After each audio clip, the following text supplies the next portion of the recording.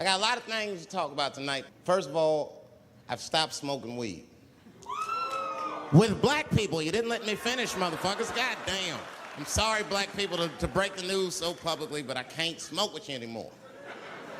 Every time I smoke weed with my black friends, all you talk about is your trials and tribulations.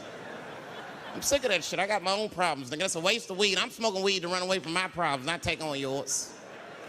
From now on, I smoke weed exclusively with white people.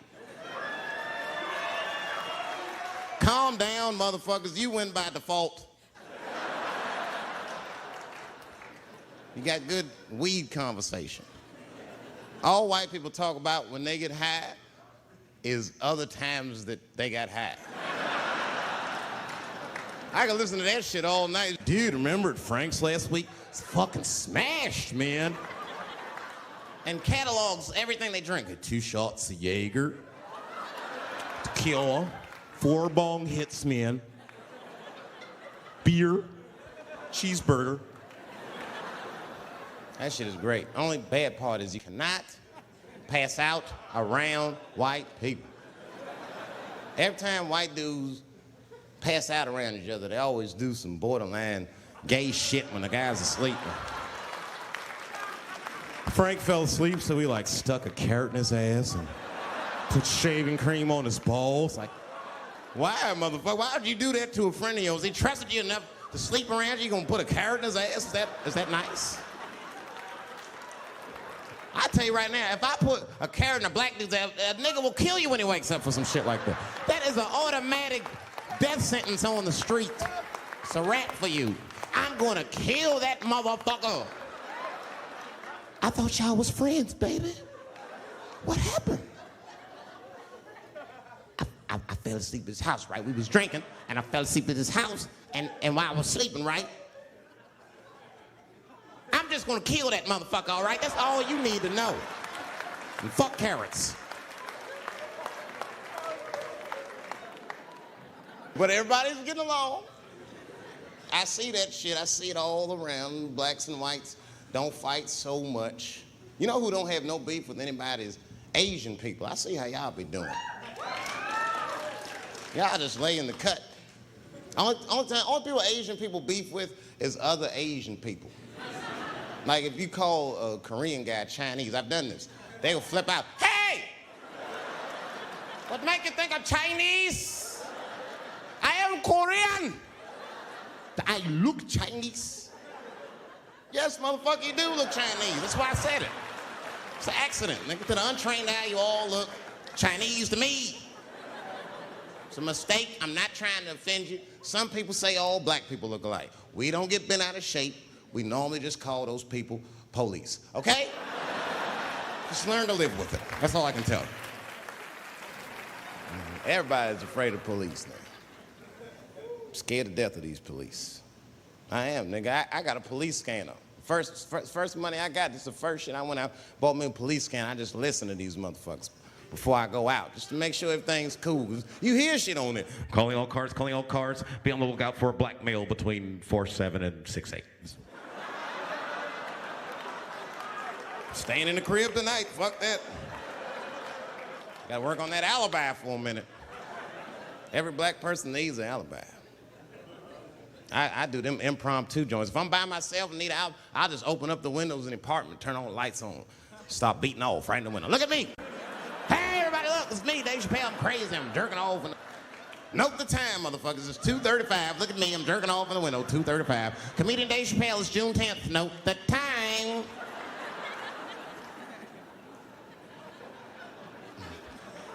That shit could save my life.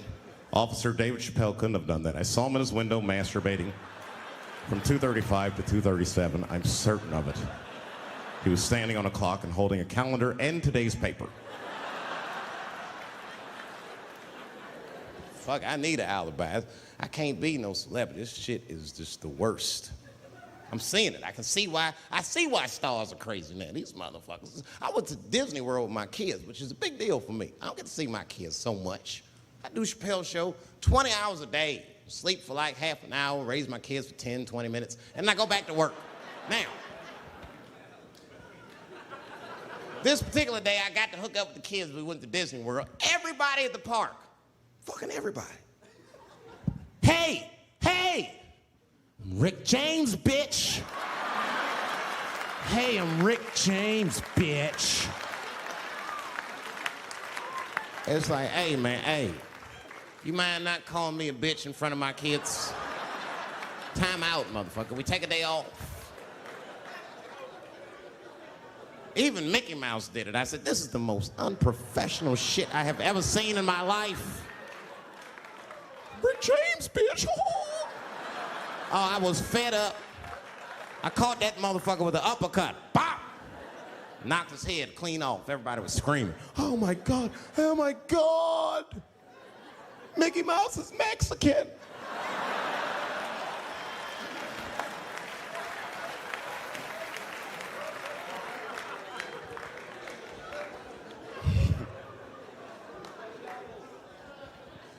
I had a terrible time in Disney World. Disney World is like a whole nother country anyway. They got their own currency. That shit is ridiculous. As soon as I check in the hotels, welcome to Disney World, Mr. Chappelle. Can we interest you in some Disney dollars? Nah, man, I'm cool. You can't buy weed and pussy with Disney dollars. Nigga, I'm on vacation. I like them greenbacks. You know what I'm saying? It's the kind of money people spend. People is very particular about that. I saw that. That was one of the main stories from the war. Was the first big thing we did was they said, now that Iraq has been liberated, we have managed to take Saddam Hussein's face off of the money. And I'm not gonna lie, when that press conference came off, I was like choked up. I was actually proud to be an American because that is a very subtle psychological nuance of oppression to have a dictator on your money. And it's thoughtful to be able to take that motherfucker off for the goodwill of another person, right? But then I thought, well, if you could do that for Iraq, what about our money, man? Our money looked like baseball cards with slave owners on it. George Washington is the worst of the worst. Yes, I said it. You mythologize this motherfucker like he was the greatest dude, man. If I went back in time with a white person and we saw George Washington walking in front of our time machine, my white friend would probably be like, oh my God, Dave, look, there's George Washington. It's the father of this great nation. I'm gonna go shake his hand. I'd be on the other side like, run, nigga, George Washington. And we'd both be right. You like him because he wrote the Declaration of Independence and all that shit. We hold these truths to be self-evident. All men are created equal. Go get me a sandwich, nigger, or I'll kill you. Liberty, justice for all. Am I wrong? Am I wrong? Wait a minute, did he not own slaves? Didn't he own slaves? That's all I'm saying. I almost protested the war in the beginning. Almost. Until I saw what happened to them Dixie chicks. I said, fuck that. If they'll do that to 3 white women, they will tear my black ass to pieces. I don't want to hear that shit. Yeah, man, they would. But I'm like, for real, why you care so much what the Dixie chicks say? It's not like they political scientists or nothing. They just bitches that can sing good. You know what I mean? Stop worshiping celebrities so much. Just don't pay attention. I remember right around September 11th, Ja Rule was on MTV. That's what they said. They said, we got Ja Rule on the phone. Let's see what Ja's thoughts are on this tragedy. Who gives a fuck what Ja Rule thinks at a time like this, nigga? This is ridiculous. I don't want to dance. I'm scared to death. I want some answers that Ja Rule might not have right now. You think when bad shit happens to me, I'll be in the crib like, oh my God, this is terrible. Could somebody please find Ja Rule, get hold of this motherfucker so I can make sense of all this. Where is Ja? Guide me, Ja Rule.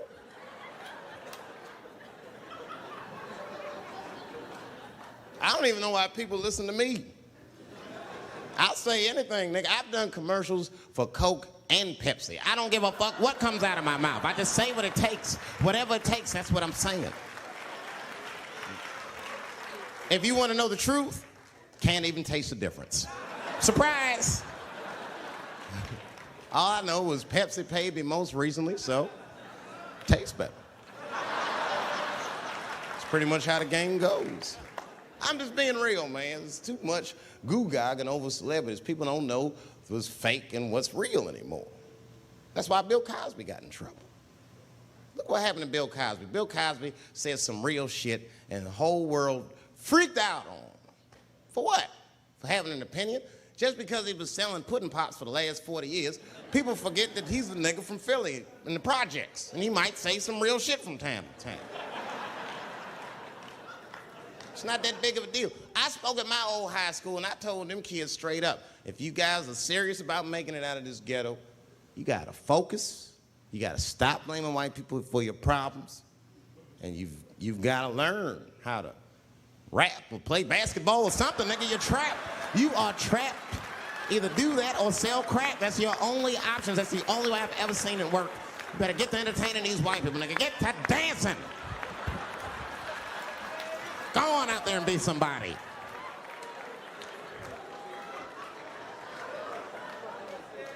I just hope they listen. I hate conspiracy theories, but I'll tell you one about, well, and this is not even a theory. This part I know is a fact.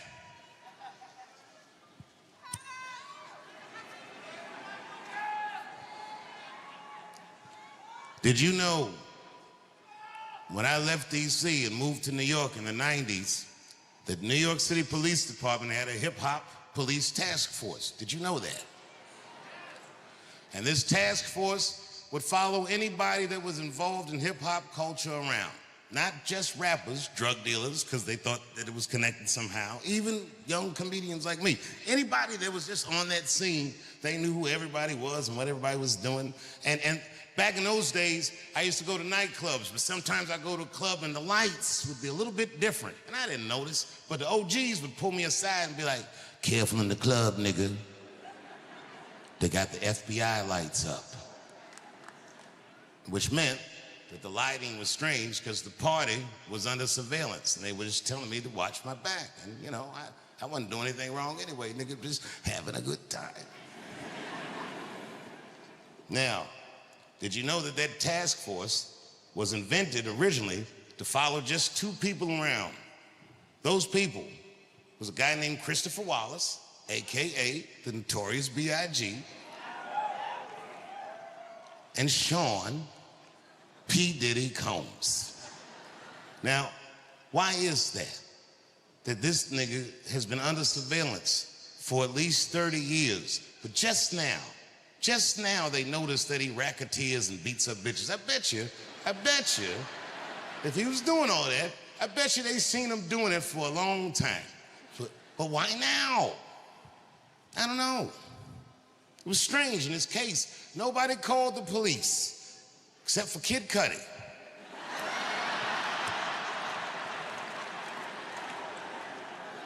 And everybody called Kid Cudi a snitch. But he wasn't a snitch. A snitch is when two niggas do crime together and one of them gets caught and tells on the other one to get himself out of the trouble. Kid Cudi was violated by Puff.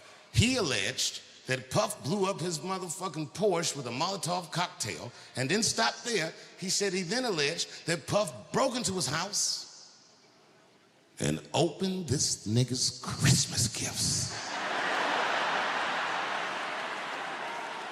Oh, nigga, I'd have been furious. Kid Cudi said, I can't prove that he opened the gifts or nothing, but I came in the house and he was in there and the gifts was open and that nigga was just like, Merry Christmas, Playboy.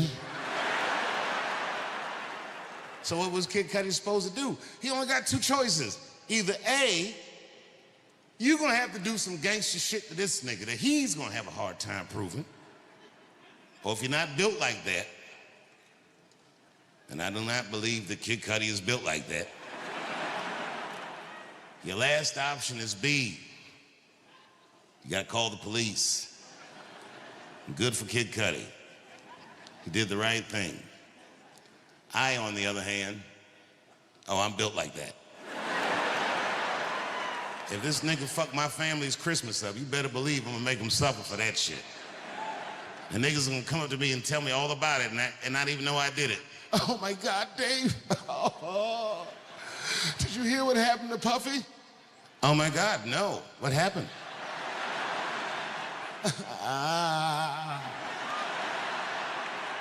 He was jogging by himself in Topanga Canyon.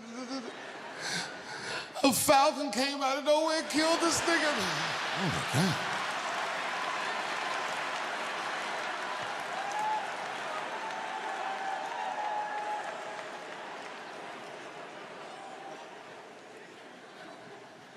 I love hip hop music. I love many of the people that make that music. They taught me things and showed me things that I'd never seen for myself. Good things. For example, I was in Atlanta once. I'm almost done. Hang in there, champ.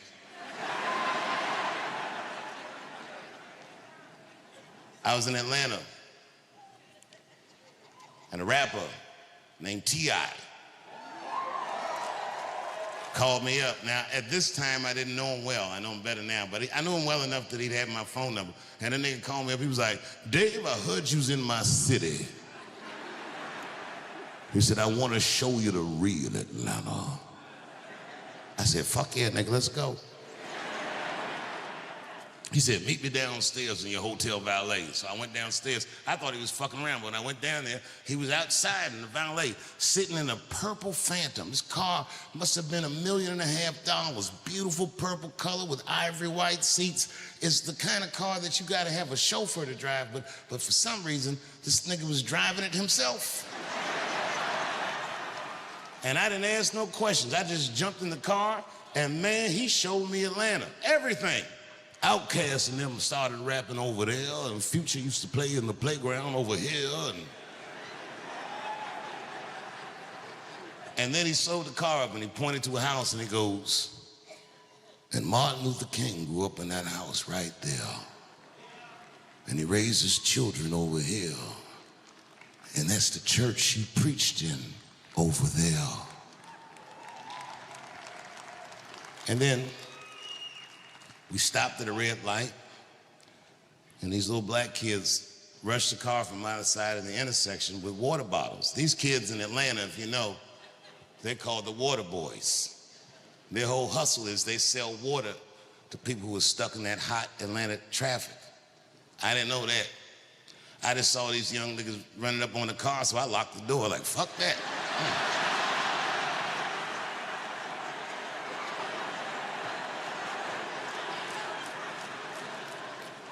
But T.I. rolled his window down, started giving the kids orders. Slow down, don't just run up on somebody's car. You don't know what they got in there. And smile so you look less threatening. And remember your manners. Yes, sir, no man, please, thank you. That'll keep you alive. And keep that condensation on that water so it looks refreshing and delicious. And then that kid realized that he was talking to a legend. He said, oh my God. He said, thanks, T.I., and held his hand out for some money. And that nigga T.I. looked at him and said, I done gave you the game, and rolled up the window and drove away.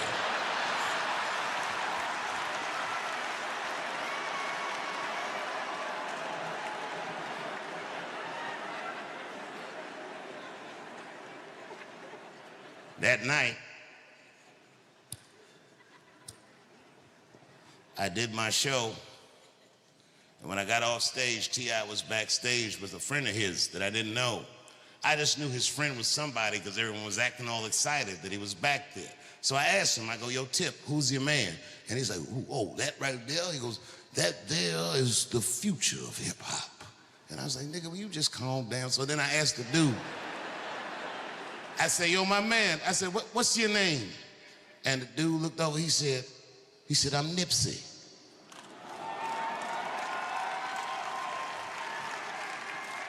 And this was Nipsey Hussle. I'm not gonna go all into it, but I gotta tell you, that night,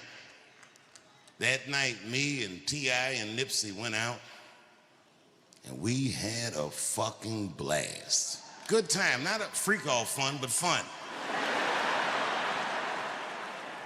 So much so that when I got home from the road, and my wife always asked me, she goes, Dave, how was your trip? Normally I'm just like, it was good. But this time I was like, babe, I met the coolest nigga. I said, this nigga's younger than me, but it's like he's older than me. And she's like, what? She goes, what does that mean? I was like, I don't know, bitch. She's like, it's like hanging out with a fortune cookie. This nigga just had an answer for everything. I told her all about Nipsey. And what was funny about it is years later, I saw Nipsey's widow, and she pulled me aside. I'd never met her. And she said, I just want to tell you that my husband loved you. She said, he said he met you in Atlanta, and you had a wonderful time. I said, boy, that's fucking crazy. We sure did. Not long after I met Nipsey, I was in LA doing a show. And then after the show, I got a text from a guy that says, I'm at a party you need to be at. And I was like, I'm gonna go to bed. And he's like, no, nigga, you have to come to this party. So I'm thinking this must be the free golf, finally.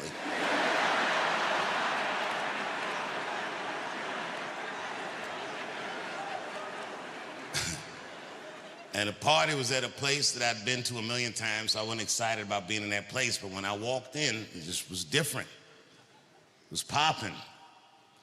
And it turns out that the party was for Nipsey. Nipsey had been nominated for Rap Album of the Year, and everyone that he would have ever respected was at the party. T.I. was there, Snoop was there, Jay-Z was there, Puffy, before we knew he did all that stuff, was there. I was there, on and on and on. And as good as the party was, when I was partying, I was having fun, but I had a pit in my stomach because it reminded me of the 90s. And you can believe me or you cannot believe me. I'm just telling you how I saw and how I felt. They had the FBI lights up. I just felt like, man, this party's under surveillance, but I didn't think too much of it. And then I went back home to Ohio and I was taking a nap, and my wife shook me awake, and she had tears in her eyes, and she said, David. I said, what's going on with you? She said, your friend is dead. And I'm old now, so I'm like, bitch, you're gonna have to be more specific than that. I know niggas with gout.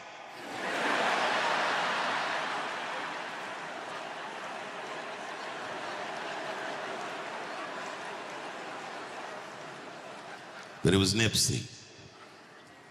And this is why I feel for Charlie Kirk's fans, because I know what it's like to see someone you look up to and admire gunned down by a fucking nobody. Oh my God. It's so hard to accept that. And if you looked on the internet and saw all those terrible videos, because there was a very gory video of Nipsey's murder too. And then I looked in the comment section, and the internet was doing what it does, and everyone was coming up with one conspiracy theory after another, but the one that I kept seeing the most involved a holistic doctor in New York City. I like making memories. Sometimes I do all this crazy shit around my colleagues just so that they can tell their friends I did it. But rather than talk about myself, just briefly, I want to just talk about my genre. Stand-up comedy is an incredibly American genre. I don't think any other country could produce this many comedians. And unbeknownst to many people in this audience, I don't think there's opinion that it exists in this country that is not represented in a comedy club by somebody. Each and every one of you has a champion in the room. We watch you guys fight. But when we're together, we talk it out. I know comics that are very racist, and I watch them on stage, and everyone's laughing, and I'm like, that motherfucker means that shit. Don't get mad at them, don't hate them. We go upstairs and have a beer, and sometimes I even appreciate the artistry that they paint their racist opinions with. Man, it's not that serious. The First Amendment is first for a reason. The Second Amendment is just in case the first one doesn't work out. We gotta let some air out of the ball, man. The country's getting a little tight. It doesn't feel like it's ever felt in my lifetime. So tonight, I am honored that my colleagues are here in comedy and in music.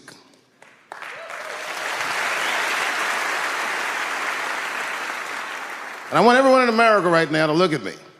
Look at me smoking indoors. I didn't ask anybody. I just did it. What are they gonna do? Kick me out before I get the prize? No, nigga, this is called leverage.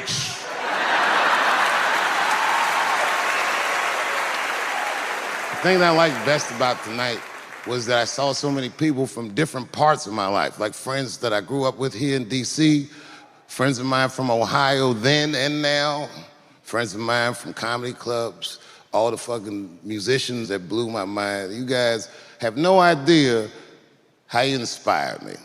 I want to give a special shout out to my OG, Tony Woods. Miles Davis has a quote.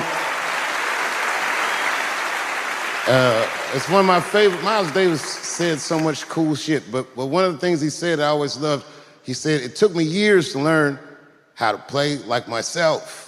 You know, he would watch other musicians, then he would try to play like Dizzy or Bird or all the guys who were great. Tony Woods was my Dizzy and Bird if I was a Miles. I was trying to play like you. You were the first person I ever saw do it absolutely right. You were fearless and you told the truth. There's something so true about this genre, when done correctly, that I will fight anybody that gets a true practitioner of this art form's way, because I know you're wrong. This is the truth, and you are obstructing it. I'm not talking about the content, I'm talking about the art form. Do you understand? Do we have an agreement? And what I really wanted to say tonight, and I'm glad I get the platform to do it, I'm gay. I am gay, and I can't wait to see what this does for my career, being gay like this. So many special shout outs. One of the main architects of the comeback of the century, my brother and my mentor, the mighty Stan Lathan.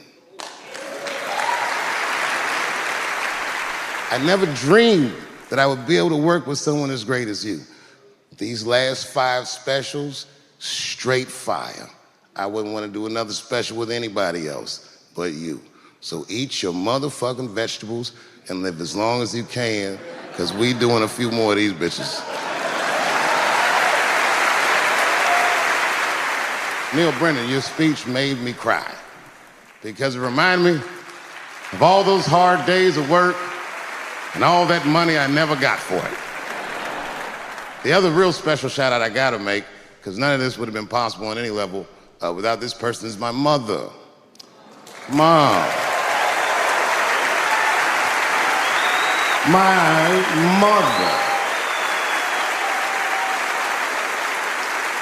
Mom. You have no idea what I put this woman through. If you had just given birth to me, that would have been more than enough. But the fact that she raised me and raised me well. We had a real oral tradition in our house. I knew the word griot when I was a little boy. A griot was a person in Africa who was charged with keeping the stories of the village. Everyone would tell a griot the stories, and they would remember them all so that they could tell future generations. And when they got old, they'd tell them to someone else. And they say in Africa, when a griot dies, it's like a library was burnt down. And my mother used to tell me, before I ever thought about doing comedy, she said, you should be a griot. And she'd fill me with every story of black life. You know, she's educated in African-American studies, and she would let me understand the context that I was being raised in, that I'm being raised in a hostile environment that I have to tame. By the time I was 14 years old, I was in nightclubs, mastering an adult world. It was terrifying. Crack epidemic was going on, and my mother would hear gunshots outside and be scared to death. Maybe it's my son. But early in my career, if you remember, Mom, you used to sit in the club with me. She'd do a full day of work. You'd be back there falling asleep, just waiting for me to go on. She would watch my show every night. Do you know how long that car ride is home?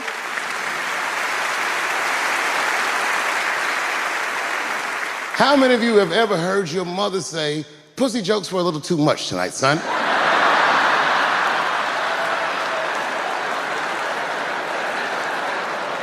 I was a soft kid. I was sensitive, I'd cry easy, and I would be scared to fist fight. And my mother used to tell me this thing, I don't even know if you remember, but you said this to me more than once. You said, son, sometimes you have to be a lion so you can be the lamb you really are. I talk this shit like a lion. I'm not afraid of any of you. When it comes word to word, I will gab with the best of them, just so I can chill and be me. And that's why I love my art form, because I understand every practitioner of it. Whether I agree with them or not, I know where they're coming from. They want to be heard. They got something to say. There's something they notice. They just want to be understood. Love this genre. It saved my life. So tonight, Mom, I would like to honor you in a very special way that I cannot do on my own. But because now I'm a man with great and influential friends, I'd like to ask my man Thundercat to come out on the stage. Thundercat, the Mighty Most Def. Washington, D.C., thank you very much for giving me a home and a place to start. Today is officially Dave Chappelle Day in Washington, D.C. The mayor declared it last night. So, in the future, on Dave Chappelle Day, I ask everyone who wishes to celebrate it to make one incredible memory for themselves and or somebody else. Thank you very much. Good night.